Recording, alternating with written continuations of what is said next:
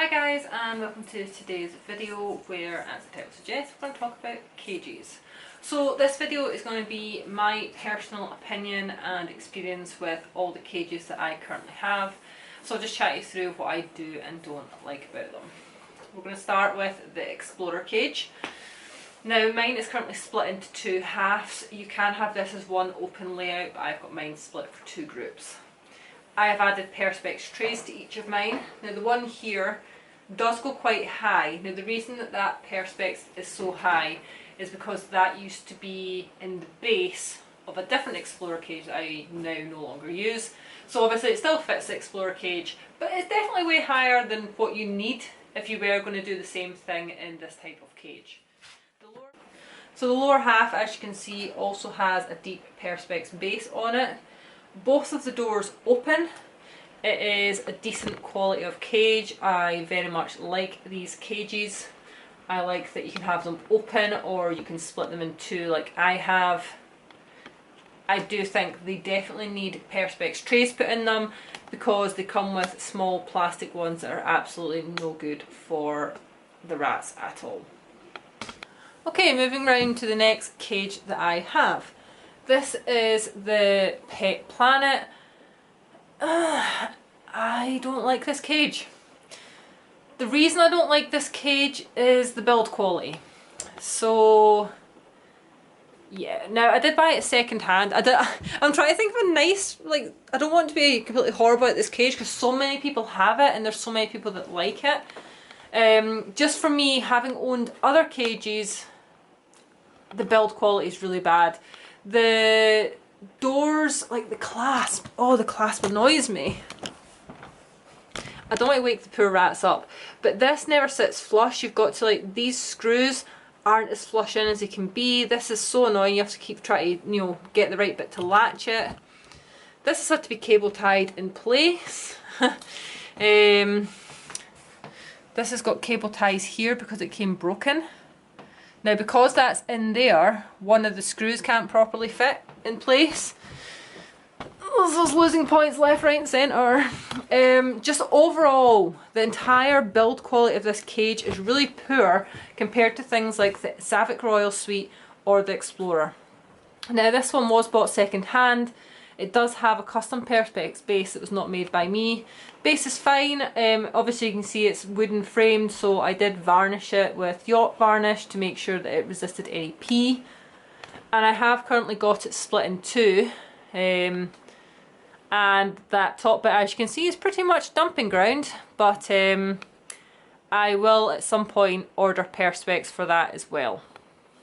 The next cage we have is the Aventura. I have not split this one, sorry, I have opened this one fully up, as you can see here.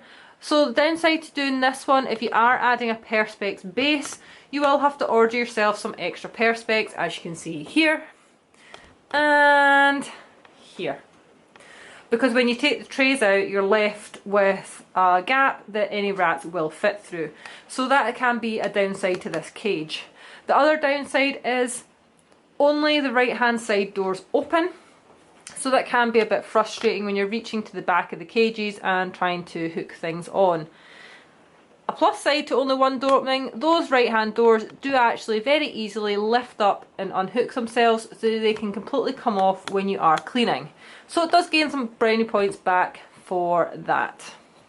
Next up we have the Furrot Furrot cages. I use these for my mums with young babies.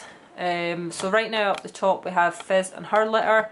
The one below is currently empty, but it is ready set up for when I have to split the sex age, which will be any day now. I like the Furrots only for babies.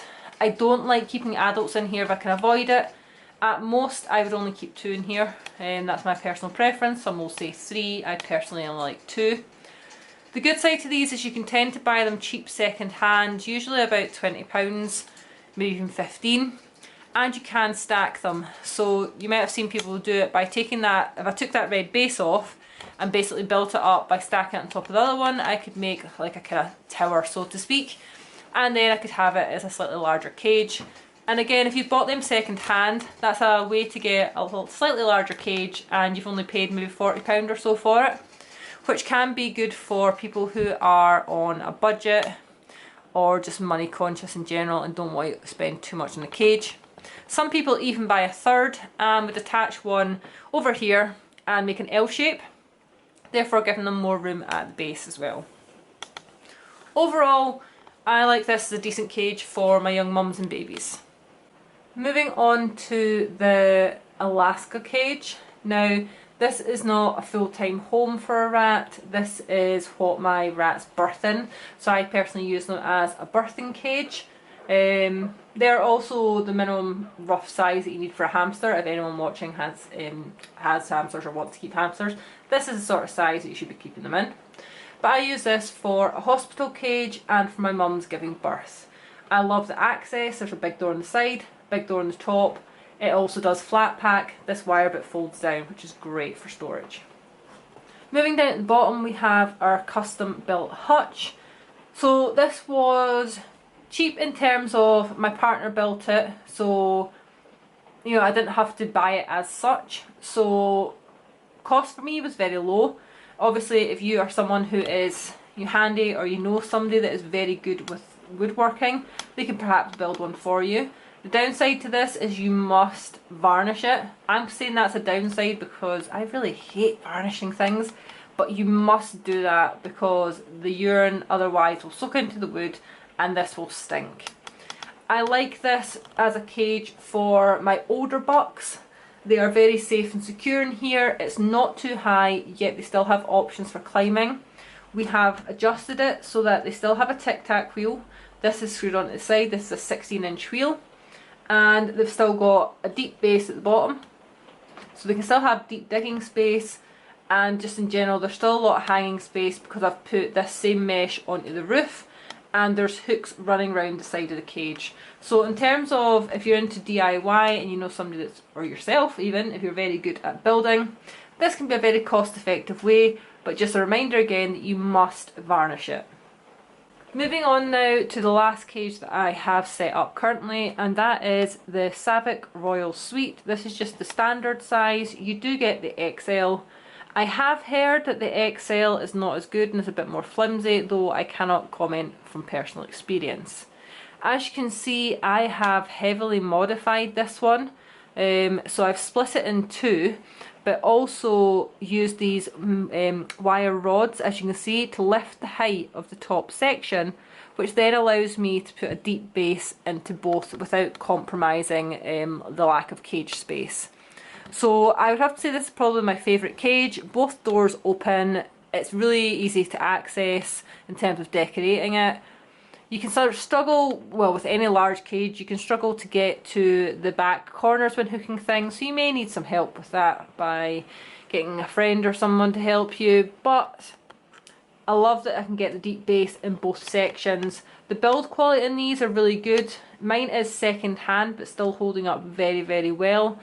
I would definitely say if I was spending the money full price on a cage, then the Savic Royal Suite would be my go-to.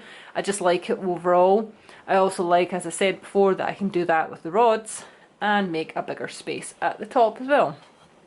Just going to quickly go over some of the excess cages I have as well. This is a Savic Roughie. I also use this for birthing and it can be a hospital cage. It does have one large door on the top.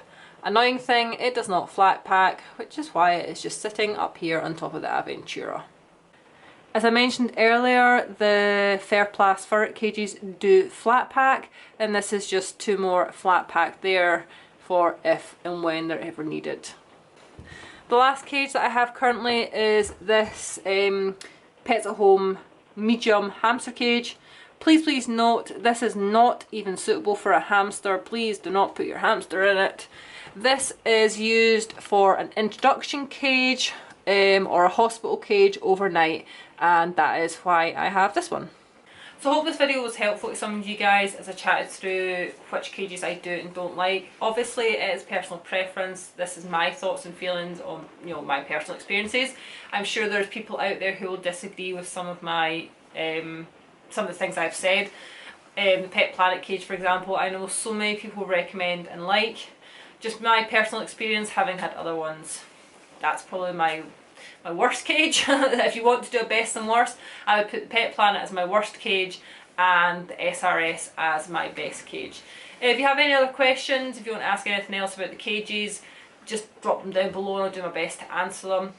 Obviously, with me being in the UK, I am just talking from experience in UK based cages. There is plenty more out there that's suitable for rats. These are just the ones I personally have.